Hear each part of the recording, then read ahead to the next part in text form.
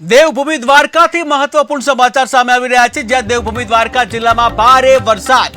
દેવભૂમિ દ્વારકા જિલ્લામાં ભારે વરસાદ, ત્યારે દેવભૂમિ દ્વારકાના ધુમથર ગામે રેસ્ક્યુ કરવામાં આવ્યું છે, જ્યાં વરસાદના લીધે પાણીના પ્રવાહ વચ્ચે ફસાયેલા લોકો, ત્યારે 4 લોકોનો હેલિકોપ્ટર દ્વારા સફળતાપૂર્વક રેસ્ક્યુ કરવામાં આવ્યું, જ્યાં વહીવટીતંત્ર નાગરિકોની મદદ માટે સતત કાર્યશીલ છે. તો મહત્વપૂર્ણ સમાચાર દેવભૂમિ દ્વારકાથી સામે આવી રહ્યા છે, જ્યાં દેવભૂમિ દ્વારકામાં પણ સતત વરસાદ હતો અને જેને લઈને ધુમથર ગામેથી રેસ્ક્યુ ઓપરેશન કરવામાં આવ્યું છે, જ્યાં વડોદરાના લીધે જે વરસાદ છે, આ વરસાદના લીધે સતત પાણી ભરાઈ રહ્યા છે.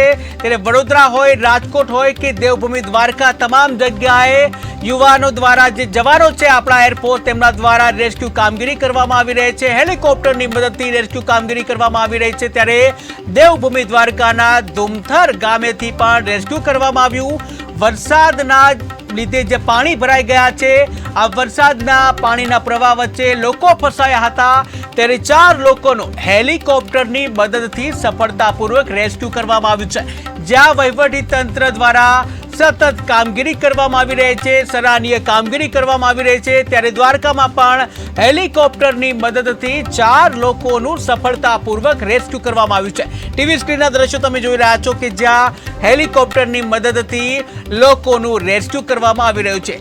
ત્યારે દેવભૂમિ દ્વારકાના ધુમથર ગામે જે 4 લોકો ફસાયા હતા, આ 4 લોકોનું હેલિકોપ્ટરની મદદથી સફળતાપૂર્વક રેસ્ક્યુ કરાયું છે. ત્યારે વહીવટીતંત્ર સતત ખડે પગે છે, લોકોની મદદ છે, જ્યાં વહીવટીતંત્ર નાગરિકોની મદદ માટે સતત કાર્યશીલ જોવા મળી રહ્યું છે.